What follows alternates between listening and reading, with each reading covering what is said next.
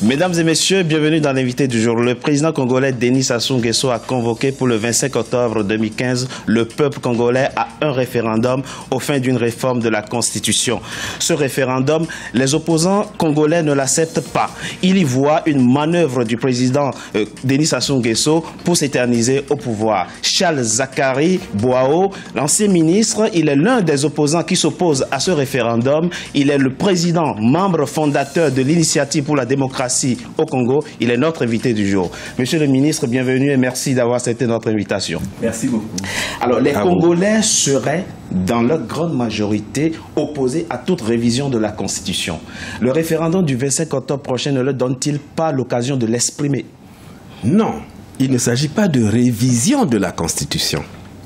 Il s'agit du changement d'une constitution, donc du passage d'une constitution à une autre. Bien entendu. S'il s'agissait d'une révision, elle se ferait régulièrement et nous partirions à une telle La voie référendaire est aussi une voie régulière pour changer une constitution. La constitution du 20 janvier 2002 de la République du Congo ne prévoit pas de dispositions formalisées pouvant permettre de passer d'une constitution à une autre. Très bien. C'est pour ça que nous considérons que le référendum du 25 octobre est illégal.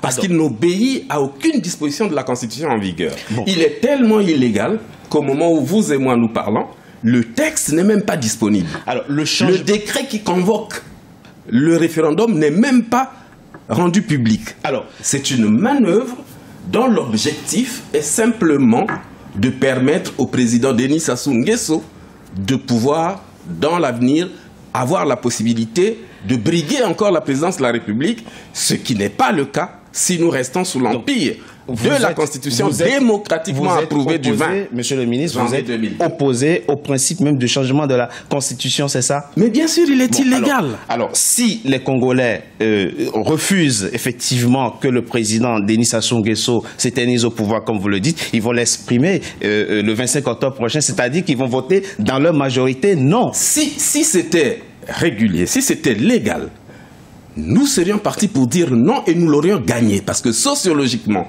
ce débat a eu lieu.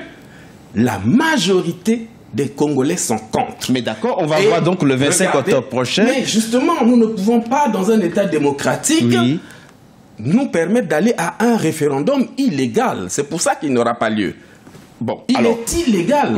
Qu'est-ce que vous comptez faire pour empêcher la tenue de ce référendum? Eh bien, nous sommes en train de sensibiliser la population qui est majoritairement avec nous pour dire pas de référendum. Et s'il persiste, eh bien, il y aura des obéissances civiles généralisées. Et que va-t-il se passer si le 25 octobre prochain, effectivement, les Congolais se déplacent pour aller voter, pour aller donc s'exprimer à ce référendum? Vous verrez que les Congolais n'iront pas à ce référendum. Je vous le dis solennellement. Monsieur le ministre, vous étiez précédemment membre du PCT, donc le parti au pouvoir, parti que vous avez quitté le 25 septembre dernier. Et dans votre lettre de démission, vous décrivez ce parti comme étant une formation politique fanatisée, empêtrée dans l'archaïsme idéologique, incapable de se démocratiser. Tout à fait. On a envie de vous demander, il a toujours été comme ça le PCT? Justement, nous nous sommes battus depuis le début pour refonder ce parti. Le débat sur la refondation a eu lieu. Il a connu des fortunes diverses. Il devrait être repris à la faveur du dernier congrès. Malheureusement, la direction politique n'a pas pu approfondir cette réflexion dite de la social-démocratie, qui est la base sur laquelle nous voulions moderniser ce parti. Dès lors que le débat sur la Constitution a été ainsi amorcé de façon tout à fait hasardeuse, j'ai estimé que ma place n'y était plus. J'ai écrit au président pour attirer son attention là-dessus, 2 lettres ouvertes. Et lorsqu'il a décidé d'engager le Congo dans la voie de ce référendum, j'ai considéré qu'il avait perdu sa légitimité. Dès lors qu'il a fixé la date de ce référendum, il a même perdu la légalité, parce qu'on ne peut pas comprendre qu'un chef d'État qui a prêté serment par 2 fois sur une constitution, brusquement, se lève un matin pour dire qu'il change la Constitution comme l'avait fait Mamadou Tandja à l'époque. C'est aussi de ses prérogatives constitutionnelles de convoquer un référendum. Je vous dis non.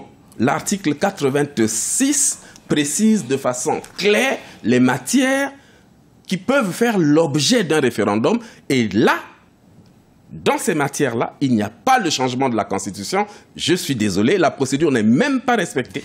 Et donc, c'est un coup d'État constitutionnel pour nous situer dans le cadre même des instruments de l'Union africaine, parmi lesquels la charte de la démocratie des élections et de la gouvernance, dont malheureusement le président Denis Sassou Nguesso est un des initiateurs. C'est sous lui, pendant qu'il était président de l'Union africaine, que cette charte a été adoptée. Et le Congo a signé cette charte. C'est une trahison de son parcours politique, c'est une trahison de la Constitution. Il était en droit de répondre devant la haute cour de justice de notre pays, si et seulement si les institutions n'avaient pas été aussi phagocytées qu'elles le sont, et la preuve est là. Vous avez quitté donc le PCT pour créer l'initiative pour la démocratie au Congo. Quel est le message que vous avez au Congo? Notre message est simple. Respecter l'ordre constitutionnel établi. Premier point. Deuxième point, travailler pour une alternance politique, démocratique, pacifique, avec un programme à la clé qui, demain, pourrait amener la majorité républicaine actuelle, composée de l'opposition classique et de ceux qui viennent de se démarquer de la mouvance présidentielle. Nous allons creuser cette majorité et elle va demain porter l'avenir de notre pays. Merci, M. Boao, d'avoir été notre invité du jour. Je rappelle que Merci vous êtes à vous. ancien ministre, que vous êtes membre fondateur de l'initiative pour la démocratie au Congo. Merci. Merci beaucoup. Mesdames et messieurs, c'était l'invité du jour. Merci d'avoir été en notre compagnie. Restez sur Africa 24 pour la suite de nos programmes.